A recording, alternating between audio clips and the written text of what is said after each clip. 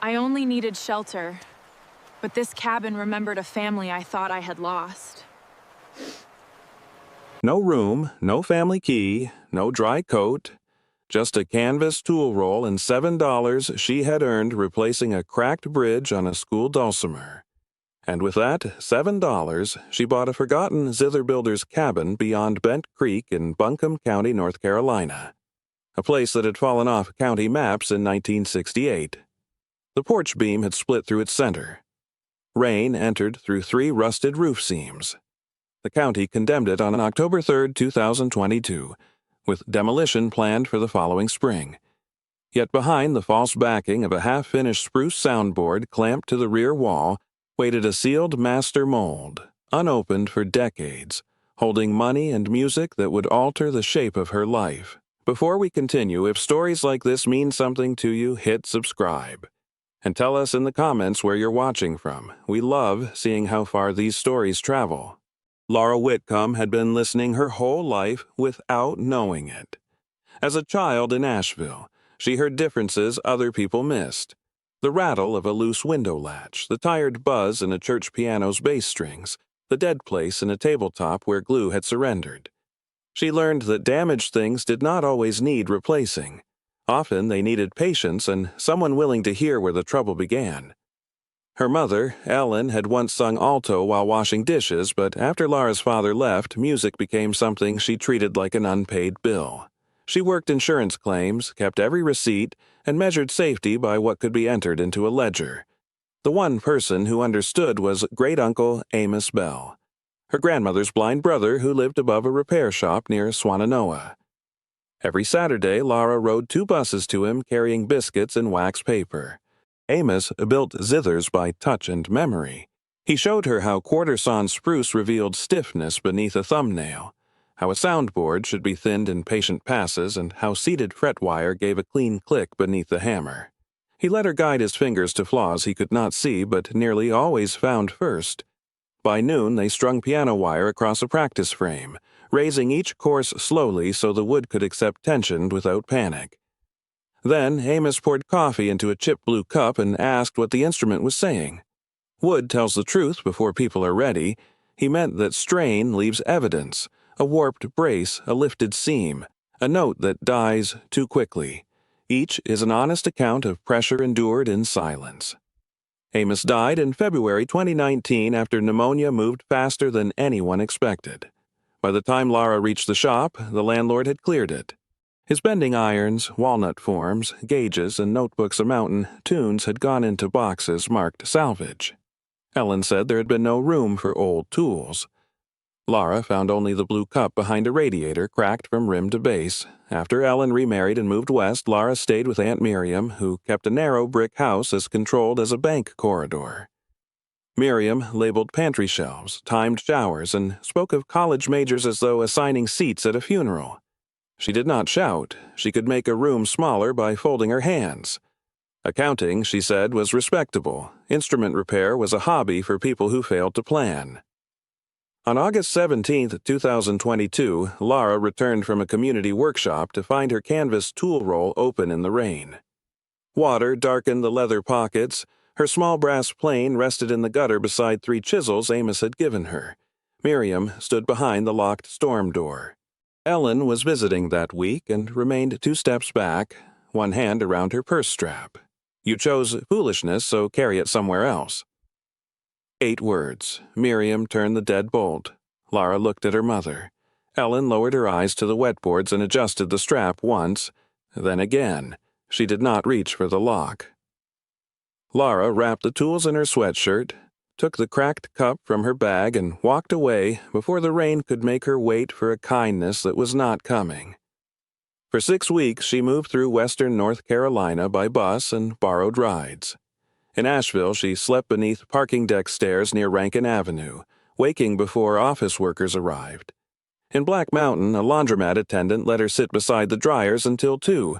Then she slept behind a closed garden center on cardboard. In Hendersonville, she paid $19 for 1 motel night because her socks smelled sour and the rain would not stop. $46 became $31 after bus fare and blister ointment. 31 became 18 after bread, apples, and cheese. She earned 12 repairing a pawn-shop mandolin whose bridge had shifted but spent 9 replacing rusted pliers. By late September, she owned $11.73. The $7 bill folded separately inside Amos's cup because it was the last payment she had received for work that felt like her own. At Pack Memorial Library, she used a public computer to search for seasonal labor, a classified page loaded between notices for firewood and estate cleanouts. Near the bottom was a county listing: abandoned structure, craft cabin as is, buyer assumes removal or repair. Minimum bid, $7. A grainy photograph showed a sagging porch beneath bare walnut limbs. Beside the door hung a weathered shape that might once have been a zither. Lara read the listing 3 times. The deadline was noon the next day. The cabin stood beyond the last bus route, and payment had to be made in person. She closed the browser, dried the rim of the blue cup with her sleeve, and removed the folded bill. Before dawn, she would take the first bus west and walk whatever distance remained. By noon, $7 would either buy her a ruin or prove that even ruins could refuse her. The first bus carried Lara west through rain-dark streets before the bakeries had opened, then left her beside a gas station on Brevard Road with 23 miles still between her and the county office. She walked 7 of them before a produce driver in a dented Ford offered her the passenger seat as far as Cedar Vale. The cab smelled of apples and damp rope.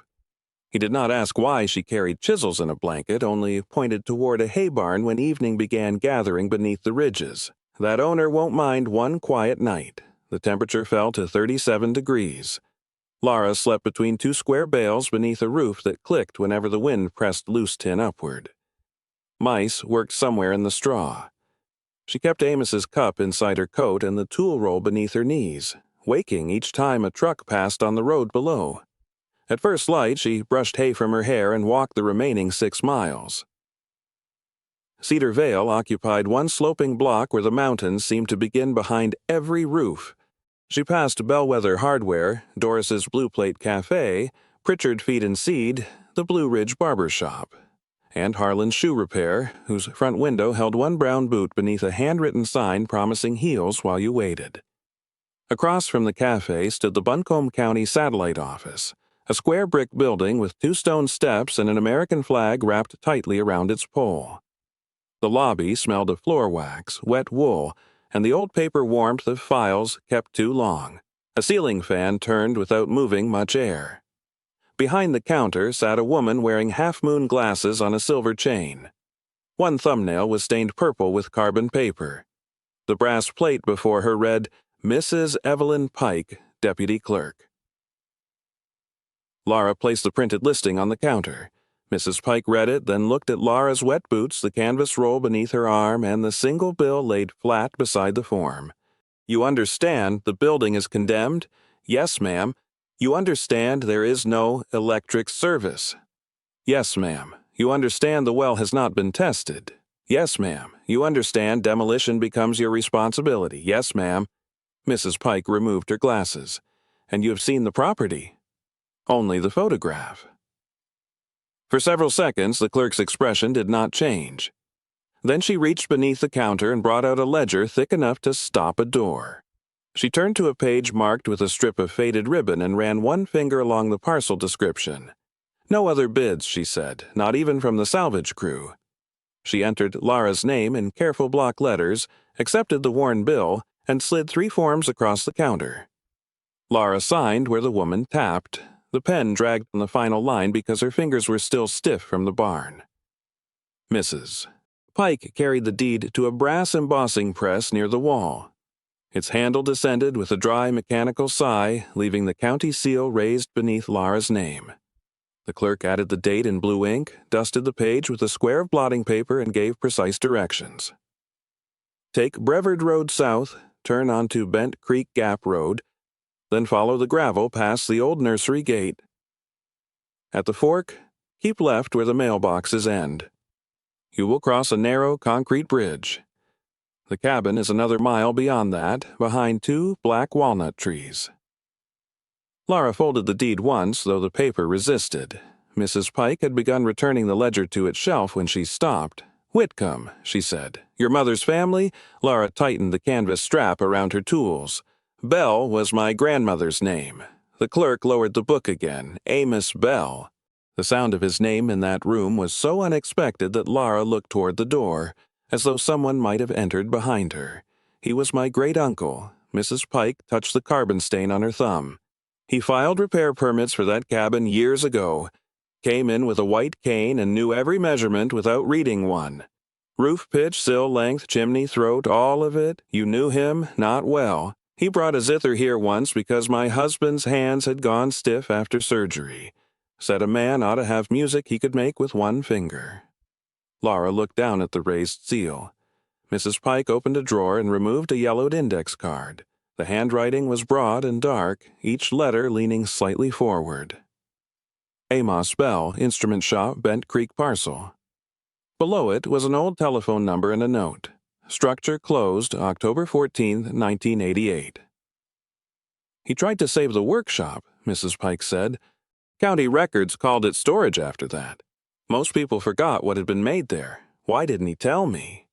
The clerk returned the card to the drawer without answering what neither of them could know. Outside, the flag had loosened in the wind. Laura crossed to the cafe and spent part of her remaining change on coffee and 2 biscuits wrapped in paper. The woman behind the counter, broad-shouldered and silver-haired, pressed a 3rd biscuit into the bag without comment.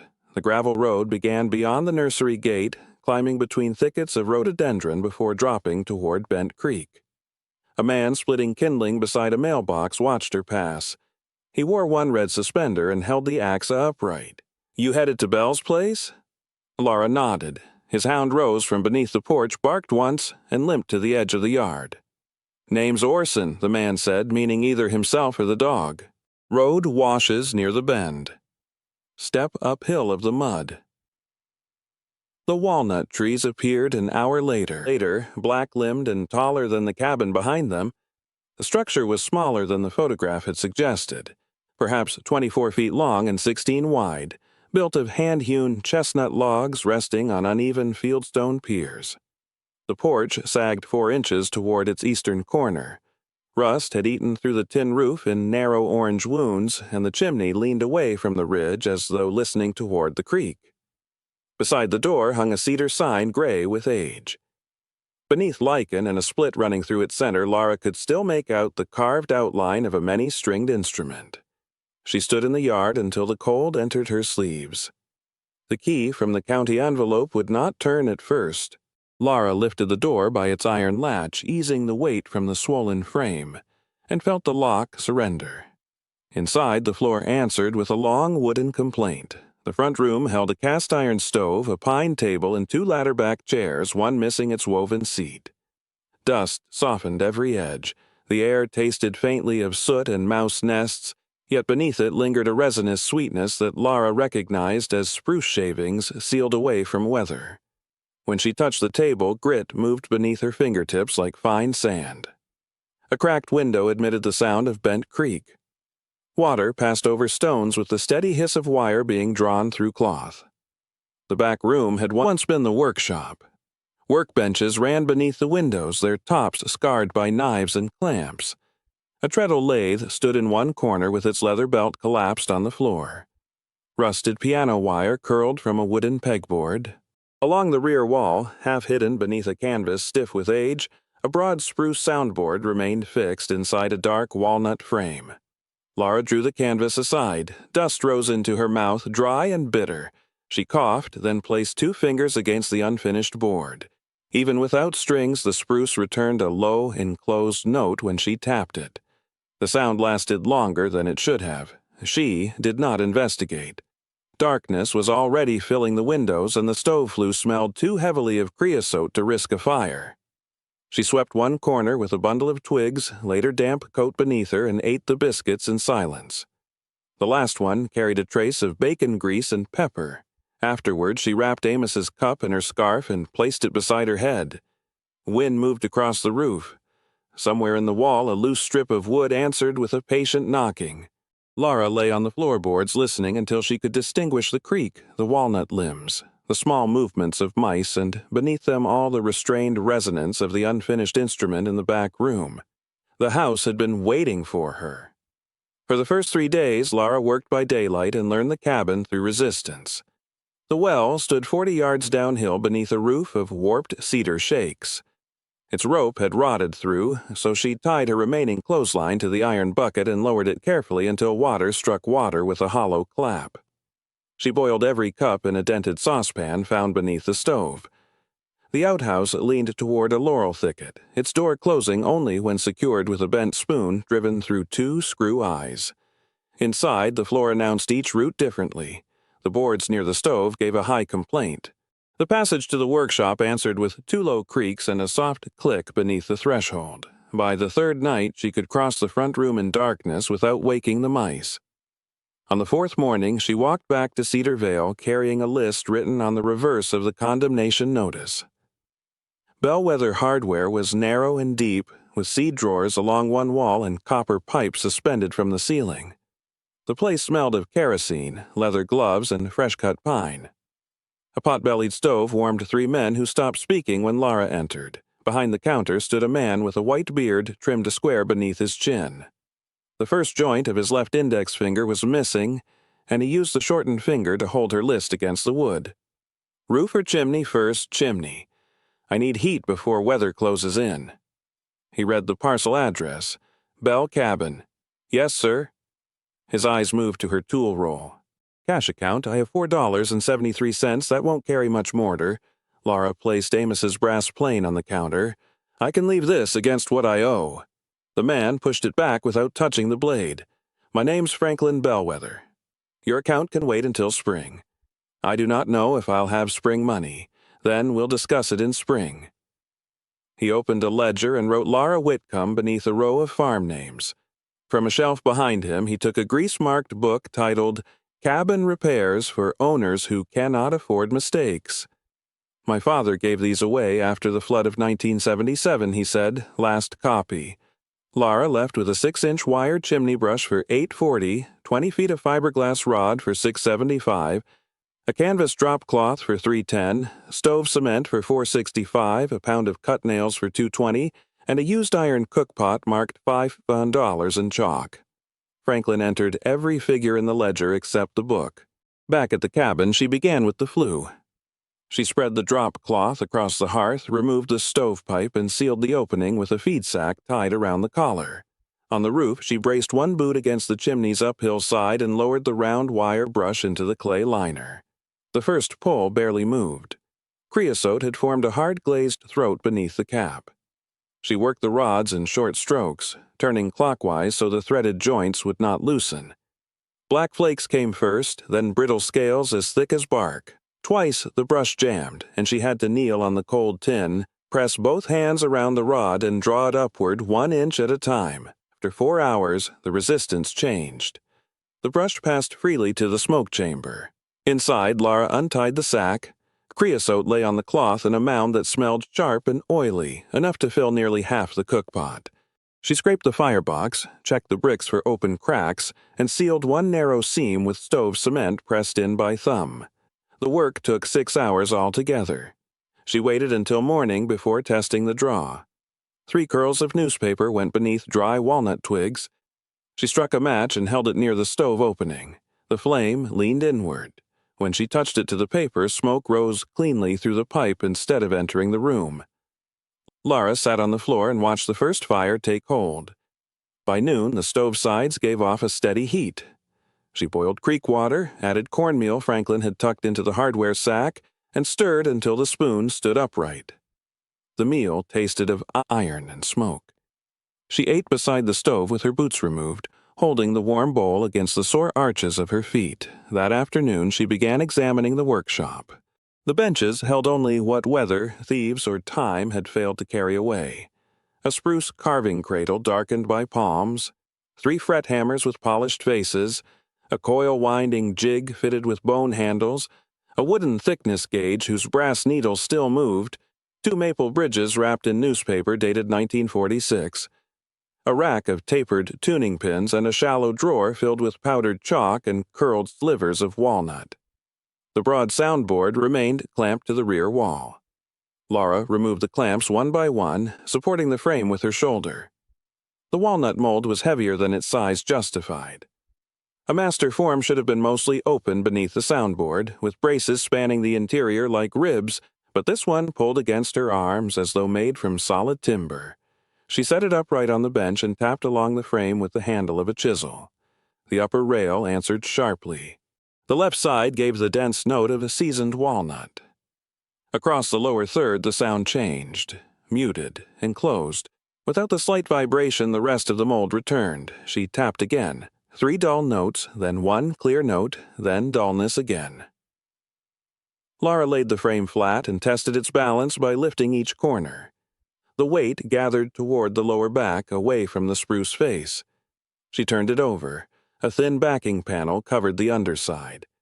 Its grain ran correctly, and the old hide glue had been stained to match the surrounding wood, but near the right corner a cedar disc no wider than a quarter interrupted the walnut. It had been set flush and rubbed with soot. She cleaned the edge with a damp cloth.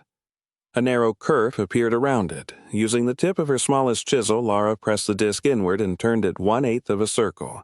Something released beneath the panel with a quiet wooden knock. The backing rose along one edge. She did not pry it farther. Instead, she warmed the seam with a cloth dipped in hot water, waiting for the old glue to soften. Inch by inch, she lifted the false panel with 2 thin putty knives from Franklin's repair book, though the book had recommended table knives wrapped in tape. Beneath it lay 4 packages fitted exactly inside the hollow mold. The first was rolled canvas bound with waxed cord. Laura untied the knot rather than cutting it. Inside were 6 heirloom tools, a narrow spruce plane with an adjustable brass mouth, 2 carving knives sharpened almost to nothing, a fret saw, a pin-setting hammer, and Amos's old string gauge, the one with raised markings he could read by touch. The second package held raw material. Quarter-sawn spruce billets, pale and close-grained, strips of black walnut, coils of piano wire separated by gauge and wrapped in oiled paper. Each bundle carried a date and tension note in dark pencil. The third was a flat packet tied in blue ribbon. Laura loosened it enough to see handwritten music on yellowed staff paper. The first page bore no title, only a place name, Big Ivy, Winterset. Beneath it were notes arranged for Zither, with small corrections pressed between the lines. She covered the pages again before reading farther. The fourth package was a soldered tin box. Its lid had been sealed with a band of wax darkened almost black. Laura warmed the edge near the stove, wiped it clean, and worked the point of a knife beneath the seam. The lid lifted with a faint breath of trapped metal air. Inside were paper currency packets wrapped in linen, a cloth purse of coins, a military medal, and an envelope addressed in a hand Laura recognized before she allowed herself to name it. She placed the letter aside. The bills had been grouped by denomination and tied with thread, 1s, 5s, 10s, 20s, and a narrow bundle of hundreds. Laura counted each stack twice, recording the totals with a carpenter's pencil on the back of her hardware list. The coins took longer. There were silver quarters, Walking Liberty half-dollars, Indian head cents, and $20 St. Gaudens pieces wrapped separately in cotton. The gold felt unnaturally heavy in her palm. At the bottom of the purse lay a tarnished purple heart engraved with the name Thomas E. Bell and the year 1944. The final total was $38,500. Laura checked the arithmetic again, then she returned every bill to its linen wrap, every coin to its place, and set the medal on top. She closed the tin box but did not reseal it. The envelope remained beside Amos's string gauge, its paper soft at the corners, her name absent from the front. Dusk had gathered while she counted. She carried the unopened letter through the front room and out into the yard. Bent Creek ran fuller after 2 days of rain, its surface taking the last gray light between the walnut trunks. Laura sat on a flat stone with the envelope beneath both hands. She could have read it there. She did not. Some doors required daylight, a clean table, and enough silence to hear what entered after them. The house had been waiting for her. Morning entered through the cracked eastern pane and laid a pale bar across the workbench. Laura washed her hands at the well, swept the table twice, and set Amos's blue cup beside the envelope. When she turned it over, she recognized the broad forward lean of the handwriting from his labels and tuning notes. The letter had not been written by him, but by someone whose hand he had learned to imitate carefully. She opened it along the softened edge. "My dear one, whoever you are, if you have opened this mold without breaking it, you already understand more about careful work than most people who entered this room. My name is Ruth Abigail Bell. Dr. Samuel Harcourt at Mission Hospital in Asheville told me in March that the cancer has reached my liver. He believes I have months, perhaps less, and my hands have begun to lose the strength required for stringing wire. I am leaving this account because a shop can disappear more completely than a person. People remember a face. They forget the exact way a brace was cut. My grandfather, Elias Bell, born in 1829 near Morganton, came to Bent Creek in 1858 and built hammered zithers from spruce hauled down from Craggy Mountain. His daughter, Martha Bell, born here in 1878, kept the shop after Elias lost his sight. Martha's son, Joseph, born in 1901, carried the patterns to Knoxville during the lean years and brought them home in 1936. Joseph taught my brother Amos and me. Amos was born in 1938 and could hear a loose brace through 2 closed doors. 4 generations worked these benches before the trade closed on October 14, 1988. The silence since then has lasted more than 30 years. My husband, Thomas Edward Bell, was killed in France during the Second World War. The Purple Heart in this box came home in 1944.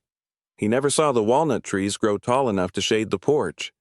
I kept the medal with the shop money because both were earned through work that cost more than anyone first intended. The currency is not a prize, it is time stored in paper. Use it to make the roof sound, the chimney safe, and the well clean. Spend slowly enough that each dollar remembers why it was kept. The music tied in blue ribbon was gathered from families displaced when the upper settlements were cleared. Some melodies were played only at wakes, quilting rooms, and winter suppers. No recordings were made. Do not hurry them into performance. Learn how they breathe before deciding whether they should be heard. For the work itself, keep spruce between 40 and 50% humidity before carving. Thin a soundboard in 1/4 millimeter passes and stop when the tap tone opens rather than when the ruler tells you to stop. Seat fret wire with 3 light blows, never one hard strike. Bring piano wire to tension over 2 days, raising each course by thirds. For hide glue, use 1 part dry granules to 2 parts water, then hold it near 145 degrees. Hotter glue weakens, however clear it looks. Inheritance is not possession. It is a bench left level, an edge sharpened before storage, and knowledge written plainly enough for hands you will never meet. Keep what allows the next worker to begin. Let the rest move onward. There is a stone behind the workshop near the creek bend marked with the same 6-point craft sign carved beneath the master mold. My father placed it there when Martha died. Stand beside it once before you decide what this place asks of you. The house is not empty. It has been waiting. You are welcome here. Ruth Abigail. April 9, 1991. Lara read the letter once without moving, then again with one finger resting beneath each line. When she finished, she folded it along the original creases, matching every softened edge. She did not press it flat. She placed it beside the blue cup and stood until the stiffness left her knees. Behind the cabin, a narrow path descended through waist-high broom sedge. She followed the creek upstream, stepping over a fallen walnut limb and around a bank where rain had exposed red clay. Near the bend stood a flat fieldstone no higher than her shin. Lichen covered most of its face, but beneath the green crust she found 6 shallow points joined around a small carved circle, the pattern of strings radiating from a zither's bridge. Lara knelt and cleared the leaves with her bare hands. The stone bore one name, Martha Bell, 1878 and 1952. She remained there until cold water seeped through the knees of her jeans. That evening, Lara cleaned the old brass oil lamp found beneath the workshop bench. She trimmed its blackened wick, filled the reservoir with kerosene from Bellwether Hardware, and set it at the center of the table. The first match failed. The second caught, raising a modest yellow flame behind the clouded glass. In its light, small kindnesses returned with exact faces. The produce driver who had pointed toward the hay barn without demanding an explanation. Doris at the cafe, adding a third biscuit to a paper bag. Mrs. Pike preserving Amos's index card in a county drawer, Franklin Bellwether opening a credit account for a young woman whose only collateral was a tool he refused to take. Perhaps someone once gave you a kindness so small they may have forgotten it. A warm meal, a ride, a quiet place to sit, or trust offered before you had earned it. What was it, and whose hand placed it in your life? Laura wrapped the medal, the string gauge, and the two worn carving knives in a clean square of canvas. She laid them beside her blanket, close enough to touch without waking fully. The letter rested beneath Amos's blue cup, held safe from the draught by its cracked weight. That night, the oil lamp burned low while the creek kept its dark and careful measure. The first snow arrived on December 2nd and measured 4 inches on the porch rail before noon. Laura stood beneath the leaking eastern seam with Franklin's repair book open on the table and read the roofing chapter 3 times. Once for sequence, once for measurements, and once for every mistake that could send a person through rotten sheathing. The cabin roof measured 28 feet from eave to eave and 19 feet from ridge to drip edge on each slope. Allowing for waste, she calculated 14 squares of cedar shingles, 6 rolls of felt, and 22 pounds of hot-dipped nails. Franklin checked the figures with his shortened finger and changed only the nail weight. You'll lose some in the leaves. From beneath his counter, he brought out a roofing hatchet with a narrow face and a leather-wrapped handle. "My brother Owen's," he said. "He won't need it now." Laura tried to refuse, but Franklin had already written her material debt into the ledger. The former roofer appeared the next morning. Walter Sneed was 71, narrow as a fence post, and wore canvas overalls patched at both knees. He looked up at the roof, spat into the snow, and said he would work for coffee. When Laura offered wages, he shook his head once. They stripped the rusted tin and found 3 split rafters beneath it. Walter showed her how to sister each weakened rafter with a new length of yellow pine, clamping the soundwood tight before driving staggered nails. They snapped a chalk line across the felt and began laying shingles with measured exposure, keeping joints broken between courses. Walter used 3 strokes for every nail. 1 to set, 1 to drive, 1 to finish flush. Laura struck too hard near the ridge. That nail's proud. She raised the hatchet. Pull it. 11 days passed in sleet, clear cold, and one afternoon of rain that forced them beneath a tarp. By December 14th, the last ridge cap lay straight between the chimney and the walnut trees. That night, snowmelt ran from the eaves without entering the cabin. January exposed what firelight had concealed. Several chimney bricks had begun spalling, their faces shedding thin red scales whenever Laura touched them.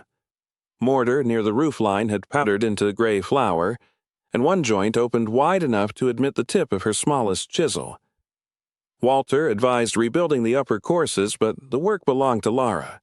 She dismantled the loose bricks one at a time, numbering them in chalk before lowering them in a bucket. Franklin supplied hydraulic lime and fire clay, and she mixed them at a ratio of 3 parts lime mortar to 1 part fire clay for the heated joints. For 3 weeks, daytime temperatures remained in the 20s.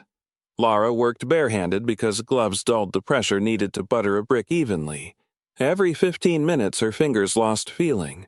She warmed them around a jar of hot water, flexed each joint, and returned to the scaffold before the mortar skinned over. The bricks did not forgive haste. Too much pressure squeezed the bed joint thin. Too little left a pocket where water could enter and freeze. She reset the same corner twice after discovering it had drifted 1/8 of an inch beyond the plumb line. On January 28th, the rebuilt crown had cured enough for a test.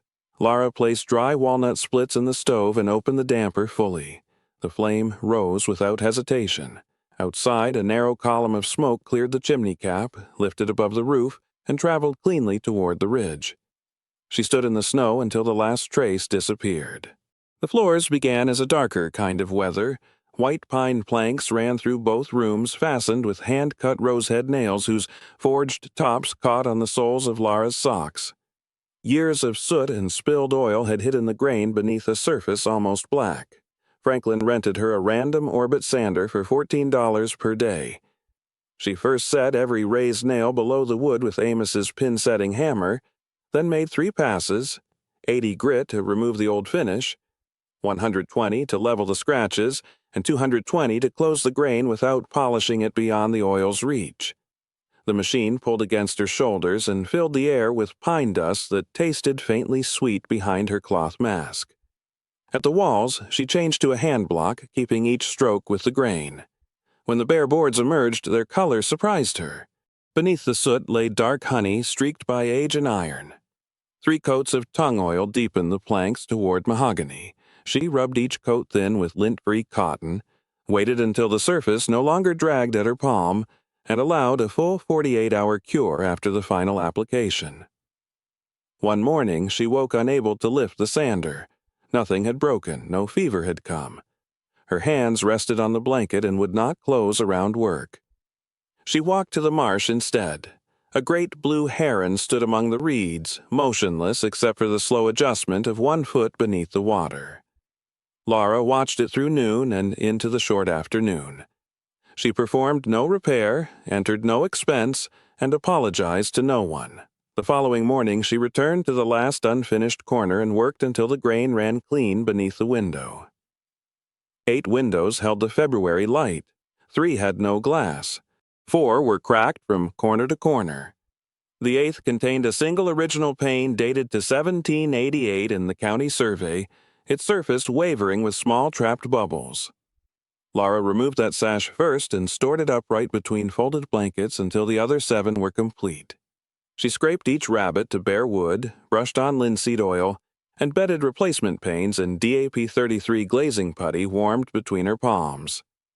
After setting the glass, she drove glazier's points every 8 inches, then tooled the outer putty into a clean bevel that shed water without showing above the interior sightline. Several sash cords had rotted inside the weight pockets. Laura replaced them with a 1/4-inch cotton cord, feeding each length over the pulley and tying a figure-8 knot around the cast-iron counterweight. The first knot slipped under load. She retied it, shortened the tail, and tested the sash through 20 full rises before closing the pocket. The preserved pane went back into the eastern window. Its old glass bent the walnut branches slightly, making them appear to move even in still air. On the final afternoon, Laura pressed the last putty bevel smooth with a narrow knife.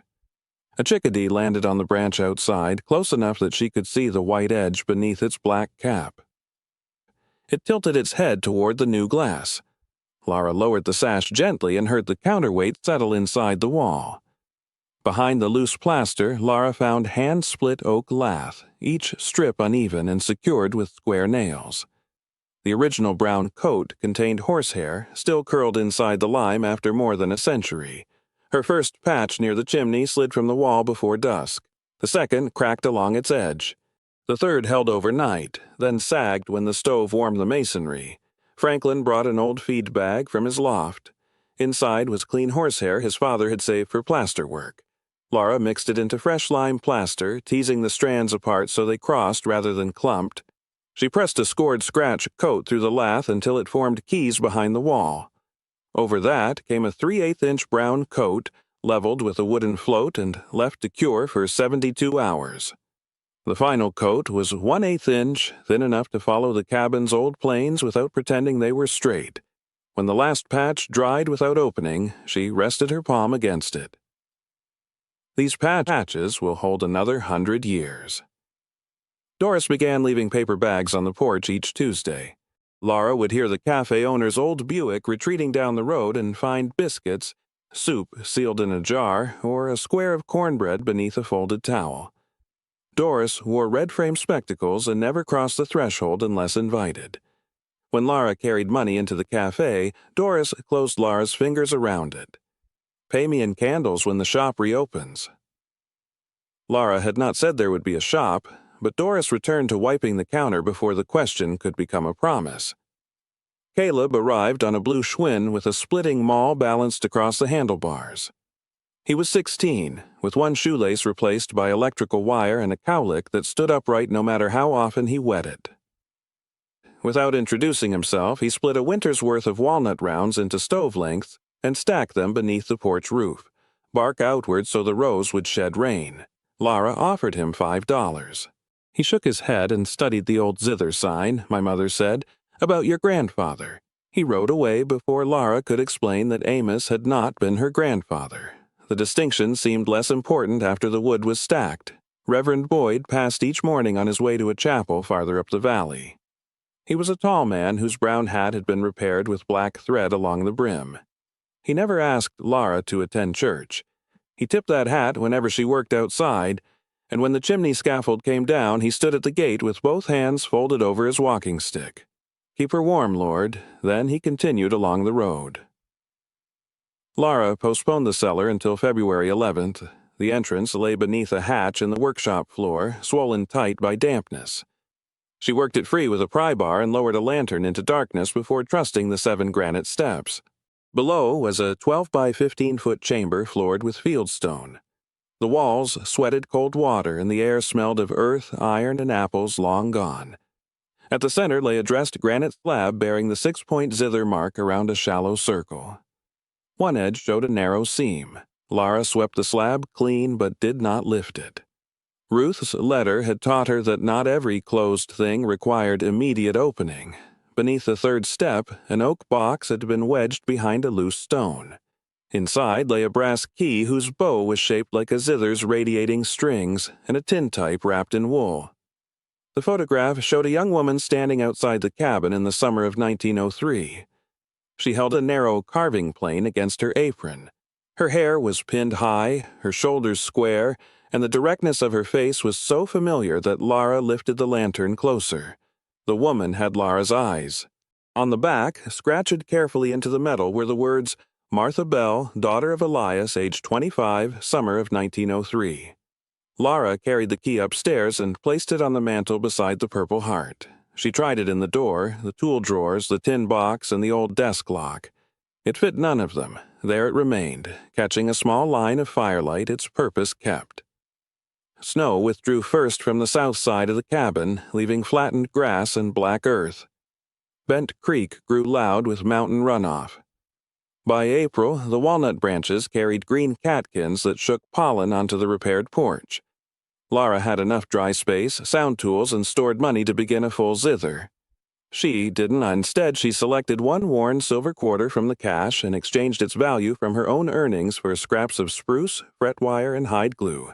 She carved small soundboard samples no larger than a hand, testing thickness against tap tone. Some came alive beneath her knuckle. Others remained stubborn and dull. She marked each failure with its measurement and kept it. The old music stayed tied in blue ribbon while she learned the room's temperature through an entire season. The house was patient, so was she. 2 winters later, in December 2024, Lara completed her first zither. She had begun the soundboard in August using spruce with 12 straight growth lines to the inch. For 4 months, she brought its thickness down in 1/4 millimeter passes, stopping whenever the tone tightened beneath her knuckle. The walnut frame came from stock found inside Ruth's mold. Lara seated each fret with 3 light blows and raised the piano wire courses by thirds over 2 days. When she played the opening phrase from Big Ivy, winter set, the lowest strings answered with a dark, sustained warmth. She stopped after 16 measures. The melody did not ask to be finished quickly. The restored cabin held no unnecessary polish. The floor retained scars too deep to sand away. New plaster followed the old wall's slight inward lean. Amos's tools hung above the bench, each outline marked in pencil so nothing would be misplaced.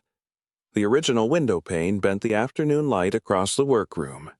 And the stove kept the spruce dry without making the air brittle. On December 18th, while clearing storm-broken limbs, Lara noticed a green stain on the largest walnut tree. Moss covered a rectangular brass plate fixed low against the trunk, almost hidden where 2 roots divided. At its center was a keyhole surrounded by the same radiating string symbol carved into Martha's cellar stone. The mantel key entered without resistance. Behind the plate was a narrow copper-lined chamber built into an old hollow that the tree had grown around without closing. Lara removed a waxed canvas parcel and carried it to the workshop. Inside lay a folded 48-star American flag and a note dated June 12, 1918. Martha had written it while her younger brother Samuel served with the American Expeditionary Forces in France. She described planning a soundboard during the influenza summer. setting aside one shaving from every instrument and waiting for letters that arrived weeks after the hands that wrote them had moved elsewhere. If Samuel returned, the flag was to be hung above the bench for one day and then folded away from dust. If he did not, it was to remain with the tree because walnut roots held firm in storms that changed the shape of every branch. Samuel returned in 1919 with damage to one lung. He worked beside Martha for 11 more years. Laura aired the flag on the porch for a single clear afternoon. She did not display it afterward. She refolded it along its existing creases, wrapped Martha's note in acid-free paper, and returned both to the copper chamber. The key went back to the mantel. On June 6, 2025, Laura carried Thomas Bell's Purple Heart to the Western Carolina State Veterans Cemetery near Black Mountain. It was the 81st anniversary of the Normandy landings. She placed the medal beneath his name for the length of one quiet hour, then cleaned the rain from it with a cotton cloth and brought it home. Ruth had kept it with the working money. Laura understood that honoring an object did not always require surrendering it. By then, she had spent 3 silver quarters from the cash. The first marked the beginning of her practice samples. The second paid symbolically toward the first bundle of Soundboard spruce. The third bought a small brass hinge for the cabinet where she stored Ruth's letter and the mountain music. Every actual expense had been paid through repair work, cafe candle sales, and the careful restoration of instruments brought from nearby towns. The remaining bills and coins returned to the tin box. Laura added an inventory, the county deed, and a record of every repair made to the cabin. Across the new linen wrapping, she wrote 2 words: "The next one." She sealed the box inside Ruth's master mold, but left the cedar disc clean enough for careful hands to notice. The shop reopened without an announcement. Doris placed an index card on the cafe corkboard between a notice for pasture fencing and a church supper. Stringed instrument repair bellows, bridges, frets, and quiet problems Bent Creek Road, there was no telephone number. Customers left their names with Doris or mailed notes to a post office box in Cedar Vale. Within 6 months, Laura's mailing list held 43 names written on cards in a walnut recipe box. Most work remained modest: lifting bridges, split dulcimer backs, worn tuning pegs, and one auto harp whose owner had wrapped it in a baby blanket. Laura accepted only what she could repair honestly.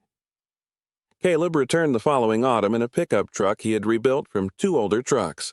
He was taller, his cowlick unchanged. In the bed lay a hand-carved chestnut sign. The original cedar sign had read Bell Zithers, though only the carved instrument remained legible. Caleb's new sign followed the old lettering. Beneath Bell Zithers, he had added, "And daughters Laura," ran her thumb across the plural. There was only Martha, she said. Caleb leaned the sign against the porch. There was Ruth. He looked through the workshop window toward Laura's bench. And now, there's you. The word did not claim blood alone. It allowed for instruction, preservation, and anyone who arrived willing to keep the edge of a tool sharp. They hung the sign beneath the porch beam. Caleb refused payment again, but accepted 2 candles for his mother. That winter, Laura began a letter of her own. She chose heavy cotton paper and wrote at the bench beneath the oil lamp Ruth had left. She described the roof repairs, the reopened chimney, the preserved glass, and the exact location of the concealed box. She recorded the humidity range that had suited the first soundboard and admitted that she still ruined 1 bridge for every 3 she kept. At the top she wrote, "My dear one, whoever you are." She did not offer certainty. She wrote that the old songs belonged first to the people whose lives had shaped them, and that any future performance should be approached as repair work was approached, by listening before touching. At the bottom, she left space for another hand to add a date. Years later, someone might find the letter after Laura had become only a name on a tool handle. They might arrive carrying little more than a damaged object and the belief that careful work still mattered. The house had been waiting for her. On winter evenings, Laura sometimes played the first zither beside the stove. She did not perform the mountain pieces in public, but learned them slowly, allowing silences to remain where the notation left room. Outside, Bent Creek moved beneath thin ice. The walnut held its folded flag. The brass key waited on the mantel, and the sealed mold rested against the rear wall where another worker might someday hear the difference in its weight. The Zither builder's cabin waits. It has always waited. At the county office, Mrs. Pike kept a $7 bill in the back of her desk drawer, pressed beneath Amos Bell's yellow index card. She had entered the payment properly and replaced it from her own purse before the day's accounts closed. Sometimes, when a condemned parcel crossed her counter, she opened the drawer and looked at the bill's softened corners. She never spent it.